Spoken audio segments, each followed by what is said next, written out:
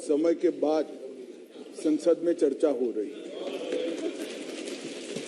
चाहे किसी भी कारण से हो, चाहे जो भी मजबूरी हो, मगर जिस कारण के लिए, जिस काम के लिए संसद बना है, आज उसके मकसद को पूरा होते हुए देख रहे हैं। माननीय अध्यक्ष जी, आज जो बिल लेकर मैं सदन के सामने उपस्थित हुआ हूं, अधीर रंजन चौधरी से लेकर सुशील कुमार रिंकू तक 26 सांसदों ने इसमें हिस्सा लिया है। किसने पक्ष में बात करी, किसी ने विपक्ष में बात करी, किसी ने पार्टी लाइन पर बात करी, किसी ने अपने मन की बात करी, परंतु आज चर्चा हुई, इसका मुझे आनंद है। मेरा एक छोटा सा सवाल है ये विपक्ष के सारे मित्रों को कि संसद ने अब तक इस बैठक के अंदर, ये सत्र जब से शुरू हुआ तब तक 9 बिल पास कर लिए। सारे बिल अपनी अपनी जगह बहुत महत्वपूर्ण थे माननीय अध्यक्ष, हर क्षेत्र के महत्वपूर्ण बिल थे। उसमें इन्होंने कहा पीएम आकर जवाब दे, पीएम आएंगे तभी संसद चलने लगे। आज क्या हो गया है? आज इस बिल में मैं तो स्वागत करता हूं आपने चर्चा की, मुझे कोई आपत्ति नहीं है, मैं तो चाहता हूं हर रोज ही आ जाइए, परंतु आज क्या हुआ है? क्या डेमोक्रेसी की चिंता है? तो डेमोक्रेसी की चिंता है तो हर एक बिल महत्वपूर्ण है, हर एक बिल महत्वपूर्ण है। क्या देश की चिंता है तो किसानों के लिए भी बिल आया, बाकी सारे विषय के लिए भी बिल आए, मगर कोई नहीं आया। साहब, ना डेमोक्रेसी की चिंता है, ना देश की चिंता है, ना जनता की चिंता है, अपने गठबंधन को बचाने के लिए सारे लोग यहाँ आए। और आज मुझे कह रहे थे कि भारत आपको देख रहा है, मैं बता रहा हूं कि भारत देख भी रहा है, देखना भी चाहिए। आपके दोहरे चरित्र को भारत देख रहा है। आपके लिए जनता के बिल महत्वपूर्ण नहीं है, हमारे गठबंधन से एक छोटी सी सुपारी जितनी पार्टी भागकर न चली जाए, इसका बहुत बड़ा महत्व है। आपकी प्रायोरिटी बड़ी स्पष्ट हो गई भाई, बहुत स्पष्ट आप लोगों ने ही कर दी। मैं तो कुछ बोला नहीं, चुपचाप सुनता रहा, सबको पढ़ा और सब बड़ी बड़ी दुहाइयां दे रहे थे। अरे भले आदमी, कोई तो सच बोल देता कि हम इसलिए आए हैं कि केजरीवाल जी हमारे गठबंधन से भाग न जाए। माननीय अध्यक्ष जी, खैर उनका जो कारण हो, मणिपुर उनका एब्सेंट रहने का कारण नहीं है। मैंने पहले दिन से यहां कहा है, जितनी लंबी चर्चा करनी हो मणिपुर पर सरकार चर्चा करने के लिए तैयार, हर चीज का जवाब दिया जाएगा और मैं दूंगा जवाब, मैं दूंगा जवाब। माननीय अध्यक्ष जी, उनको प्रॉब्लम एक ही है कि जनता के मन में भ्रांति खड़ी कर दी जाए।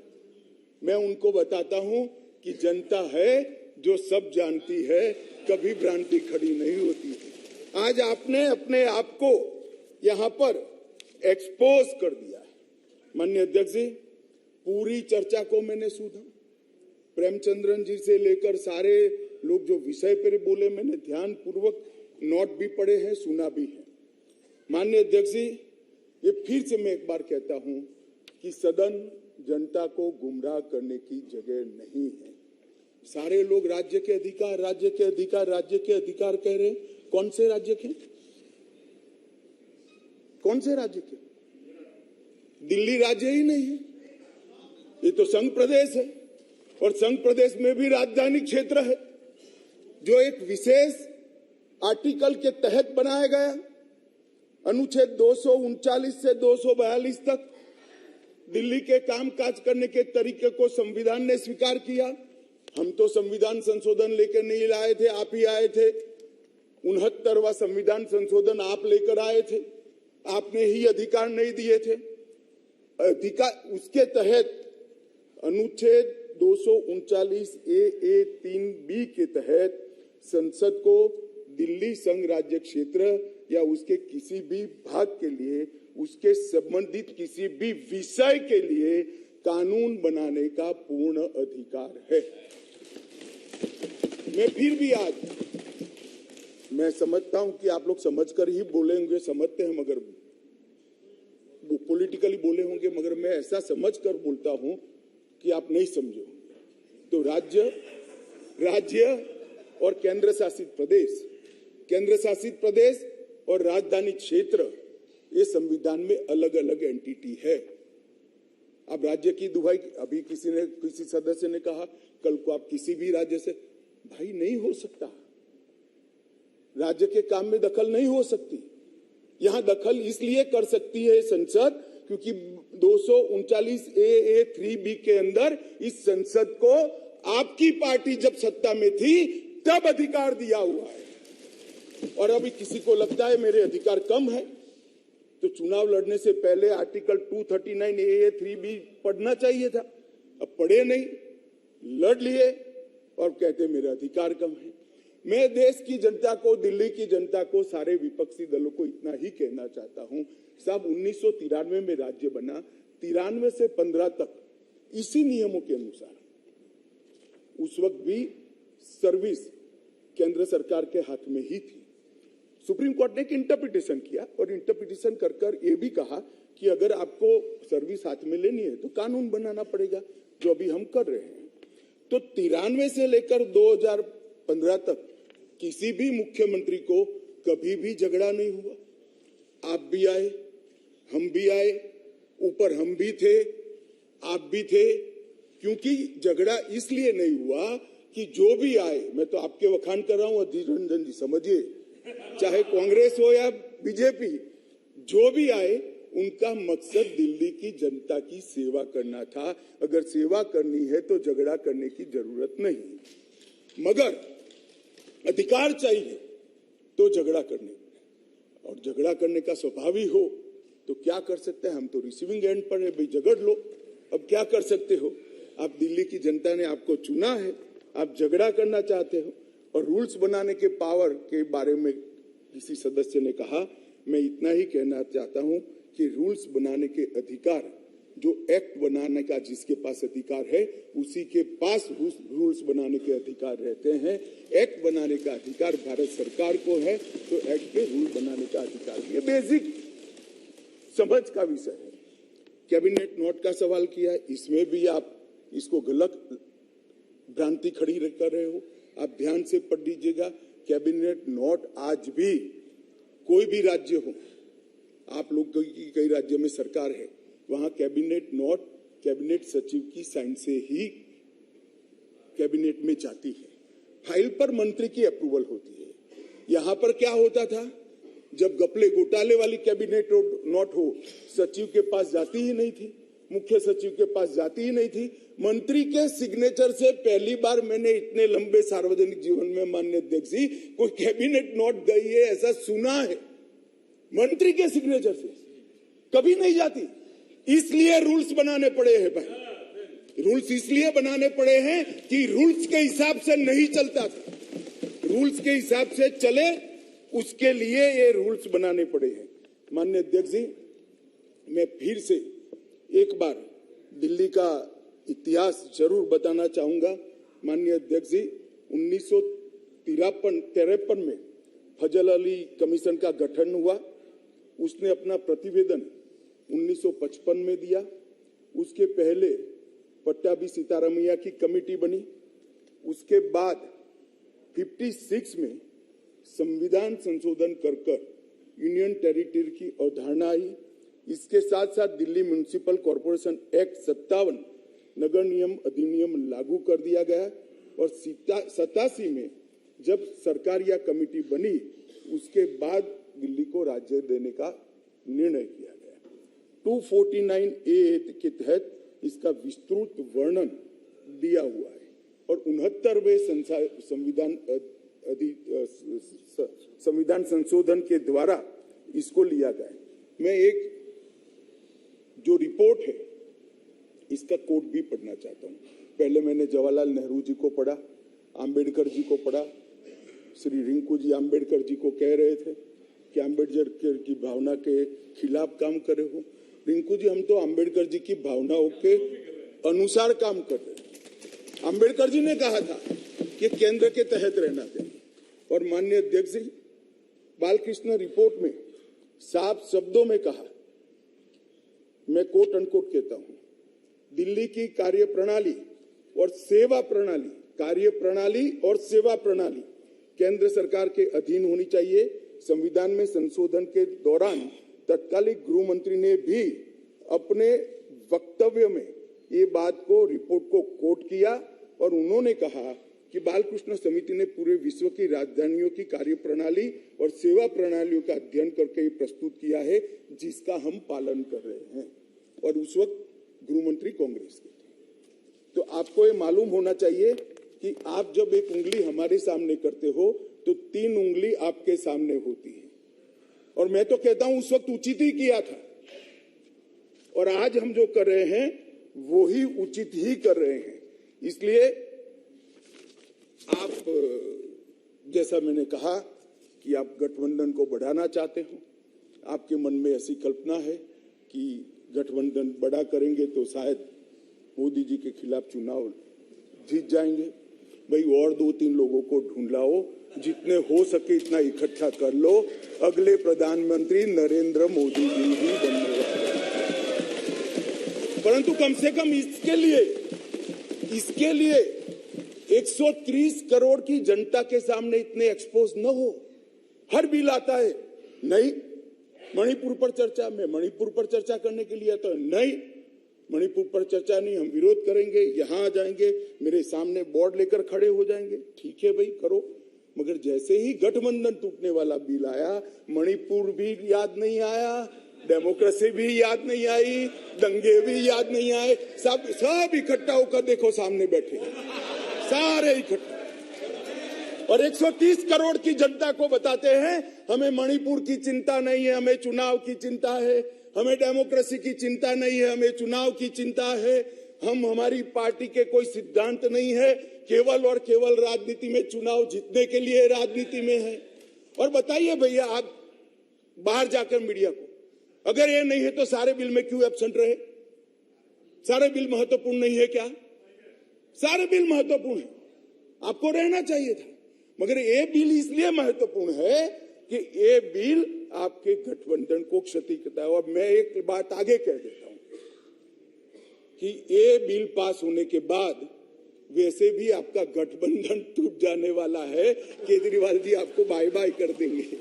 माननीय अध्यक्ष जी, एक बात आई कि भाई अध्यादेश क्यों लेकर आए। मैं बताना चाहता हूं कि 11/5/2023 को संविधान पीठ ने एक फैसला दिया। अब संविधान पीठ के फैसले को कोई ध्यान से पढ़ेगा तो वो फैसला कहता है, इन अ वे संविधान पीठ ने 2 जजों की खंडपीठ का, बेंच का गाइडेंस किया है।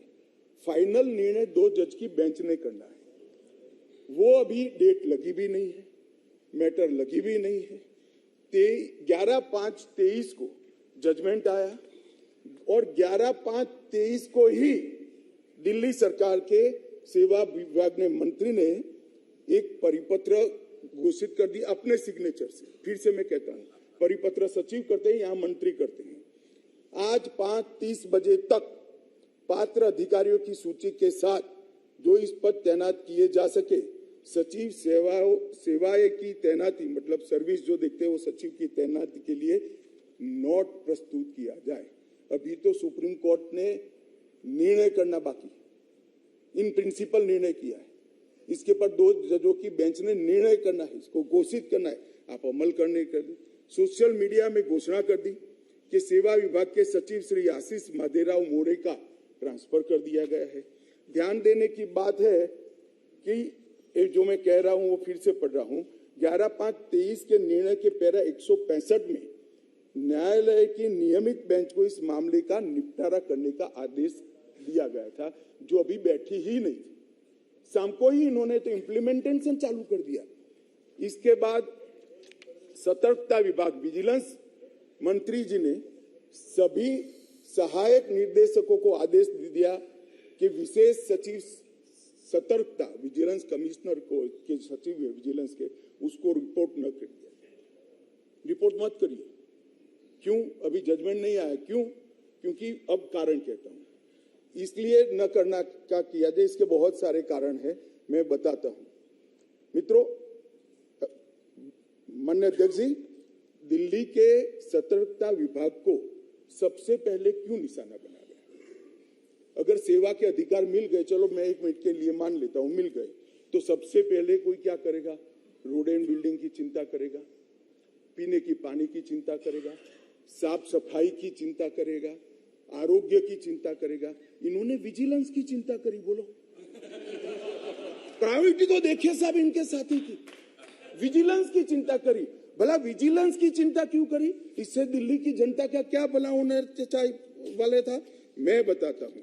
क्योंकि विजिलेंस विभाग को इसलिए निशाना बना गया, माननीय अध्यक्ष जी, कि इसमें बहुत सारी संवेदनशील फाइलें बंद पड़ी हुई थी। कौन सी फाइलें थी?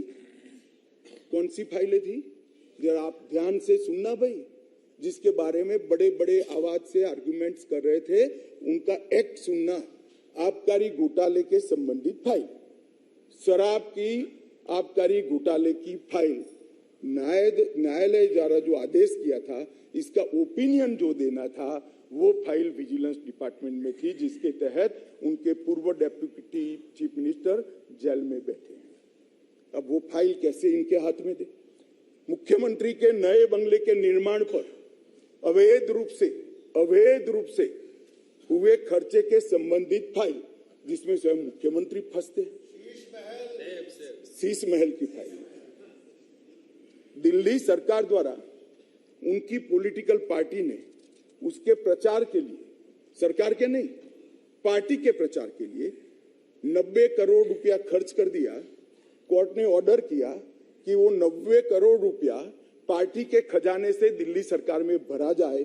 इसकी जांच की फाइल भी ये सतर्कता विभाग में थी। माननीय अध्यक्ष जी, एक फीडबैक यूनिट बना दिया।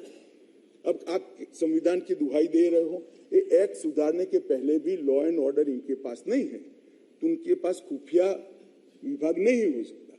उन्होंने फीडबैक यूनिट के नाम से करोड़ों रुपए का खर्च कर एक स्वतंत्र गैरकानूनी खुफिया विभाग खड़ा कर दिया। अब इसकी भी जांच चालू हो गई। वो फाइल भी विजिलेंस में थी। BSES जो बिजली सप्लाई करने वाली कंपनी है और BYPL कंपनियों का 21,000 करोड़ का बकाया था, फिर भी एक इंडस्ट्री को और रुपया दे दिया। उनको 21,000 करोड़ लेना है, वो साइड में रहा और दूसरा पेमेंट कर दिया। इसका भी विजिलेंस में इंक्वायरी चल रहा है। अब ये सारी फाइलों के लिए माननीय अध्यक्ष जी, सतर्कता विभाग को निशाना बना दिया। और ये हमारे दल, मैं तो नहीं मानते सारे दल इसका समर्थन करते होंगे ऐसे काम की, मगर गठबंधन की एक मजबूरी है, इसलिए सारे दल ये सतर्कता विभाग के साथ आज आप पार्टी के साथ जुड़ गए। माननीय अध्यक्ष जी, एक कहा कि भाई सत्र बुलाने। माननीय अध्यक्ष जी, सभी दलों की कहीं ना कहीं पार्टियां रही। मैं इनको ये कहना चाहता हूं कि आपने असेंबली, एक भी असेंबली ऐसी दिखी है जिसका सत्र अवसान ही न हो? माननीय अध्यक्ष जी, सत्र आहूत होता है, आप सत्र अवसान यहां करते हो, राष्ट्रपति महोदया साइन करती है, सत्र का अवसान होता है, नए सत्र का फिर से आहूत किया जाए। एक असेंबली देश में ऐसी है, दिल्ली संघ राज्य क्षेत्र की, जिसका सत्र अवसान ही नहीं होता है, चालू ही रहती है। और जब भी पॉलिटिकल भाषण देना है, रिस्पॉन्सिबिलिटी से भागना है, सदन के विशेषाधिकार का उपयोग करना है, किसी को गाली गलौज करना है, तो आधे दिन का सत्र बुलाकर गाली बोलकर फिर से सत्र निलंबित कर देते हैं। सत्र का अवसान ही नहीं होता है। मान्य अध्यक्ष, ऐसी कोई सरकार देखी है आपने? मैं इसलिए कह रहा हूं, इनको बताता हूं आप किसका समर्थन कर रहे हो, किस व्यवस्था का समर्थन कर रहे हो माननीय अध्यक्ष जी। और देश की जनता को ये सब मालूम है। और एक कैबिनेट के अधिकारों की बात कर रहे हैं, असेंबली के अधिकारों की बात कर रहे हैं।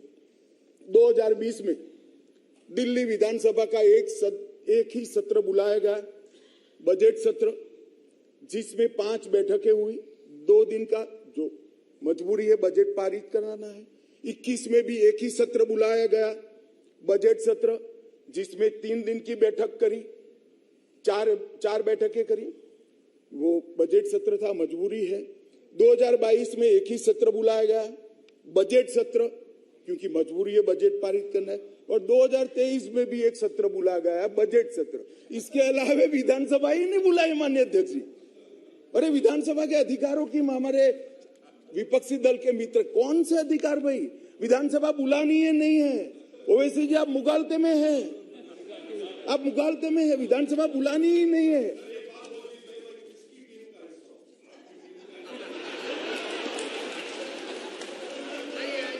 ऐसा है ओवैसी जी, मैं तो चाहता हूं आप अपनी स्वयं टीम बनाओ। अब वो परेशान है इसलिए कहता हूं, मैं चाहता हूं आप अपनी स्वयं, आपके मुद्दे सबसे अलग है। माननीय अध्यक्ष जी, मैं अब कैबिनेट बैठक पर आता हूं। 2022 के लिए 2022 में सिर्फ 6 कैबिनेट बैठक बुलाई गई, सिर्फ 6 ही बैठक पूरे साल में। इसमें से 3 बैठक बजट संबंधी थी और 1 बैठक एक कंपनी को फायदा करने के लिए बुलाई गई। तो एक्चुअल में देखे तो 2 बैठक बुलाई गई। माननीय अध्यक्ष जी, 2023 में 2 ही बैठक अब तक बुलाई गई है, दोनों बैठक बजट के लिए। अब ये कैबिनेट की बात कर रहे हैं भैया, कैबिनेट बुलाते नहीं है, वही तकलीफ है दिल्ली की जनता को। तो बुलाते ही नहीं कैबिनेट, हम तो चाहते हैं कैबिनेट बुलाया जाए। अब किसका समर्थन कर रहे हो?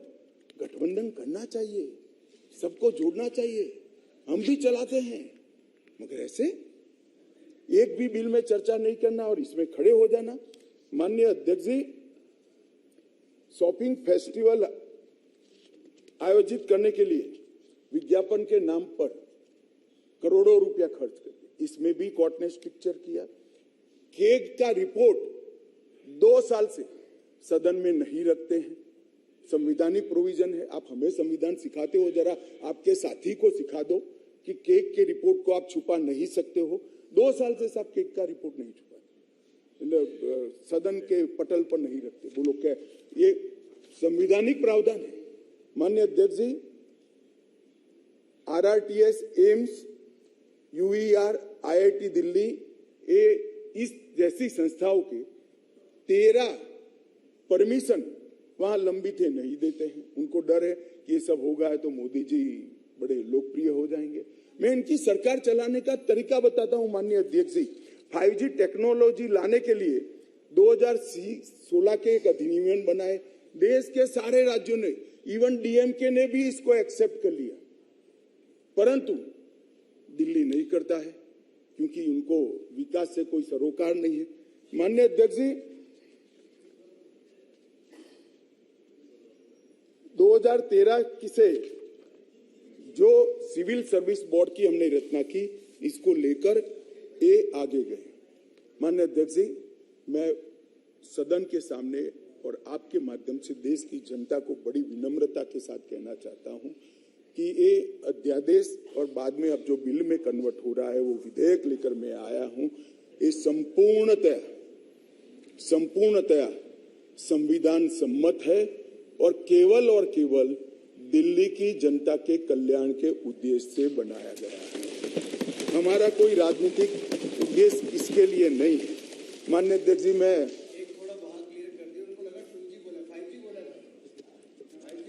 मारन जी पूछ रहे हैं, माननीय अध्यक्ष जी,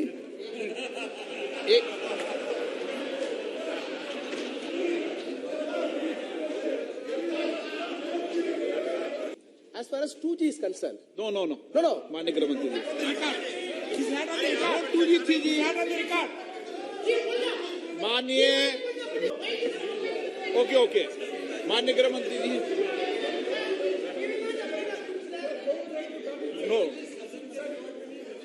नो रिकॉर्ड मिस्टर बालू, रिकॉर्ड में नहीं गया।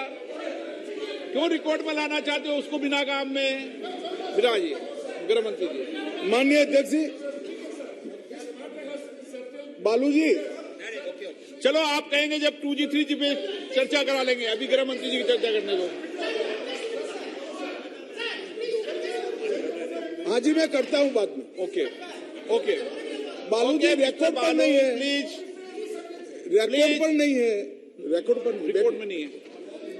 माननीय अध्यक्ष जी, कुछ सदस्यों ने टिप्पणियां करी है, मैं जरूर जवाब देना चाहता हूं। मैं तो सीधा साधा भाषण करने आया था नियमों के अनुसार, मगर राजनीतिक टिप्पणियां कर गई तो मुझे जवाब देना पड़ेगा। माननीय अध्यक्ष, राजीव रंजन जी ने कहा कि लोकलाज होनी चाहिए, लोकलाज होनी चाहिए। राजीव रंजन जी, लोकलाज आप तो मत ही बोलिए, क्योंकि जिस चारा घोटाले को लेकर बिहार की जनता के सामने गए थे, आज चारा घोटाला करने वालों के साथ आप बैठे और फिर से गठबंधन के लिए। लोकलाज आपके मुंह में अच्छा नहीं लगता। माननीय अध्यक्ष जी, ये जो गठबंधन बना है यूपीए का, ये यूपीए का गठबंधन नहीं है, ये सत्ता के स्वार्थ के लिए बना है। बंगाल में माननीय अध्यक्ष जी, कम्युनिस्ट पार्टी, तृणमूल कांग्रेस और कांग्रेस तीनों लड़ती है। हर रोज ममता जी को हमारे अधीर रंजन जी क्वेश्चन करते रहते हैं, मगर बेंगलोर में साथ में बैठेंगे। जेडीयू और आरजेडी, जेडीयू का जन्म ही, माननीय अध्यक्ष जी, जेडीयू का जन्म ही आरजेडी का विरोध करने के लिए हुआ। यूनाइटेड जनता दल तोड़ दिया, वो जेडीयू आज सत्ता प्राप्त करने के लिए गठबंधन में है।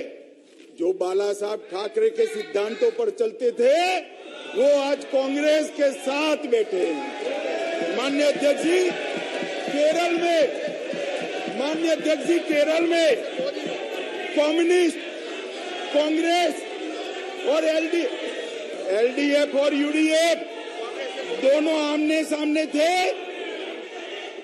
माननीय अध्यक्ष जी, सत्ता के कारण दोनों इकट्ठा आए हैं। सुरेश जी, केरल की जनता इस बार पूछेगी। माननीय अध्यक्ष जी, माननीय अध्यक्ष जी, मैंने दयानिधि मारन जी को सुना, बहुत पेशन के साथ संविधान की दुहाई दे रहे थे।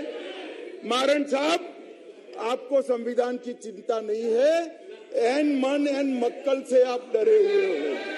हमारी जो यात्रा शुरू हुई है, इसने डर खड़ा किया है। माननीय अध्यक्ष जी, शशि थरूर जी ने कहा, माननीय अध्यक्ष जी, शशि थरूर जी ने कहा कि कांग्रेस की सरकार होती या आपकी सरकार होती तो ऐसा करते। भाई, कांग्रेस की सरकार और हमारी सरकार दोनों दिल्ली में रहा था, मगर हमने ऐसा किया ही नहीं था, तो ऐसा करने का सवाल ही पैदा नहीं होगा। बहुत अच्छे तरीके से चलता था, कोई झगड़ा नहीं था।